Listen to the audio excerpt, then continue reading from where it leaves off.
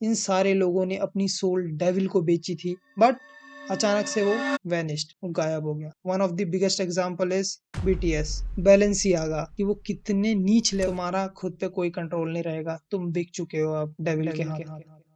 क्या हो अगर मैं तुम्हें बोलूं कि तुम्हें नाम, पैसा, शोहरत सब कुछ मिलेगा, लेकिन तुम्हें एक स्पेसिफिक एज पे मरना होगा, या फिर तुम्हें सारी चीजें मिलेगी लेकिन तुम्हें वही करना होगा जो मैं बोलूंगा।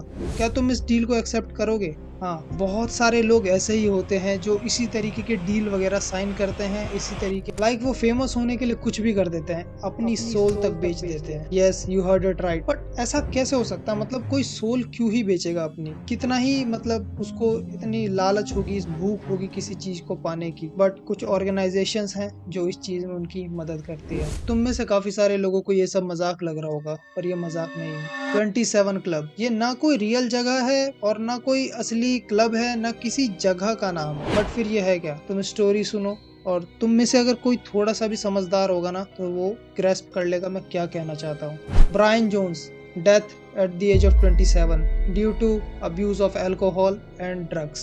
Jimi Hendrix, a guitarist, singer, music writer, and he died also at the age of 27. और उसके मरने के पीछे का कारण बस ये था कि उसने नींद की गोलियां, जो कि आधी गोली काफी होती है किसी को भी सुलाने के लिए, उसने वो 9 गोली खा ली थी। पर उसकी गर्लफ्रेंड का मानना था कि वो ऐसे मरा नहीं है इन सब चीजों से, उसका मर्डर किया गया है। Kurt Cobain died at the age of 27। अब तुम बोल रहे होगे कि मतलब मैं ये कहानियां क्यों बता रहा हूँ कि ये इतने में मरा। अभी तक थोड़ा भी दिमाग लगा पाए तो तुमको पता चल गया होगा, 27 क्लब यही है। 27 क्लब एक ऐसा क्लब है, या फिर कह लो ग्रुप ऑफ पीपल है, ग्रुप ऑफ मेंबर है, जो कि एज 27 में मरे थे। और ये ऐसा ही नहीं कि ये कोइंसिडेंटली मर गए हों ऐसे कि 27 पे, नहीं, ऐसा नहीं है। 60 प्लस मेंबर हैं जो कि परफॉर्मिंग आर्टिस्ट और बहुत ज्यादा फेमस हुए, और इनकी डेथ हो गई 27 की एज में। और ये कोई ऐसी मामूली बात नहीं है। तुम सोच रहे होगे अभी ये कुछ भी नहीं है, लेकिन ऐसा नहीं है। इन सारे लोगों ने अपनी सोल डेविल को बेची थी, और उसके बाद इनकी डेथ 27 की एज में हुई। इनको सब कुछ मिला, नाम, शोहरत, फेम, सब कुछ, पर इनकी डेथ 27 की एज में हो गई थी। और अगर इसका सबूत की बात करें तो एमी वाइन हाउस, जो 2001 में जिनकी डेथ हुई थी, वो भी 27 की एज में मरी। बोले इसमें क्या अलग है, मतलब ऐसा सोच रहे होगे। एमी वाइन हाउस ने 3 साल पहले ही बोल दिया था कि मैं उस क्लब में नहीं जाना चाहती हूँ, और मैं उस क्लब का हिस्सा नहीं बनना चाहती। I'll be working till I drop dead, so you know, it'll be good. Mother of Kurt Cobain, उन्होंने कहा था कि मैंने अपने बेटे को कहा था कि वो उस स्टूपिड क्लब में ना जाए, लेकिन उसने मेरी बात नहीं मानी और उसने वो स्टूपिड क्लब ज्वाइन कर लिया। Cobain's mother says she was afraid her son might be found dead and recently told him, "Don't join that stupid club." और जो सबसे ज्यादा फेमस स्टोरी जो तुमने सुनी होगी वो है रॉबर्ट जॉनसन की, एक फेमस गिटारिस्ट। लेकिन उसकी शुरुआत ऐसे नहीं हुई थी। शुरुआत में बहुत खराब गिटार प्लेयर था, मतलब वो लिटरली उसको बजाना ही नहीं आता था गिटार बिल्कुल भी। एक दिन क्या हुआ कि वो क्लब्स वगैरह में जाता रहता था, लोगों से गिटार मांगता था, बजाता था, लेकिन लोग कहते थे भाई तू रख दे, तेरे बस की नहीं है। बट अचानक से वो वैनिश्ड, वो गायब हो गया। काफी महीने बाद वो वापस आया। उसके जो टीचर वगैरह भी थे, जो मेंटोर थे, वो भी कहते थे कि यार ये गिटार नहीं बजा सकता। बट वो कुछ महीने बाद वापस आया, और उसने जिस लेवल का गिटार बजाया उसके मेंटर वगैरह भी नहीं बजा पाए। इस लेवल की मास्टरी हासिल कर ली थी। पर ये हुआ कैसे?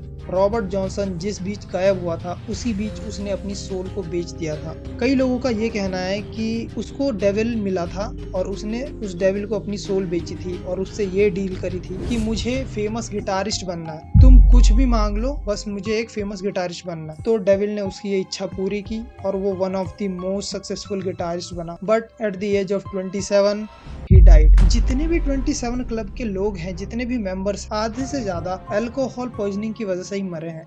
या तो किसी का मर्डर हुआ या कोई ड्रग्स खा के मरा है। This is not necessary that you have to die at the age of 27 to get fame and success.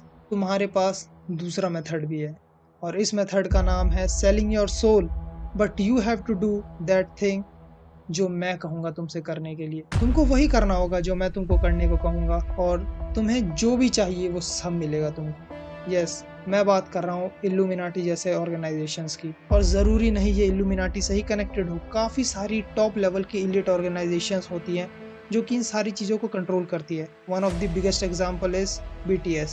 जो बीटीएस के जितने भी मेंबर्स हैं ना, अगर तुम बिहाइंड द सीन्स जाके कभी रिसर्च करो तो तुमको पता चलेगा उन लोगों की हालत बिल्कुल भी अच्छी नहीं है। उनको ढंग से खाना तक नहीं दिया जाता इस लेवल पे। मतलब ऐसा नहीं कि खाना नहीं दिया जाता, मतलब ये कि उनका अगर 1 किलो वेट भी बढ़ जाए ना तो उनको अपर ऑर्गेनाइजेशन से ऑर्डर आ जाता है कि अपना वेट कम करो वरना तुम्हारे साथ बुरा होगा या फिर तुम्हें निकाल दिया जाएगा, चाहे जो भी। भले ही वो अंडर नरिश्ड हो, भले ही वो कुपोषण के शिकार हो एकदम लेवल, लेकिन अगर उनका 1 भी किलो वेट बढ़ता है तो वो उनको नीचे करने के लिए कहते हैं। मेकअप उनके हिसाब से होगा, जहाँ जाएंगे ऑर्गेनाइजेशन के हिसाब से जाएंगे, क्या पहनेंगे ऑर्गेनाइजेशन बताएगा, यहाँ तक कि उनके हर एक एक्शन पे उस अपर लेवल की अथॉरिटी का हाथ होता है। तो ये नहीं होता कि सिंपल तुम मर जाते हो किसी एज में, तुम्हें डील भी साइन करनी पड़ती है कभी कभी ऐसी, जिसमें तुम्हें फेम सक्सेस सब कुछ मिलेगा लेकिन तुम्हारा खुद पे कोई कंट्रोल नहीं रहेगा। तुम बिक चुके हो अब डेविल के हाथ। कभी इस बात पे नजर डालना, जो वेस्ट में कॉन्सर्ट्स वगैरह होते हैं ना तो वो बिल्कुल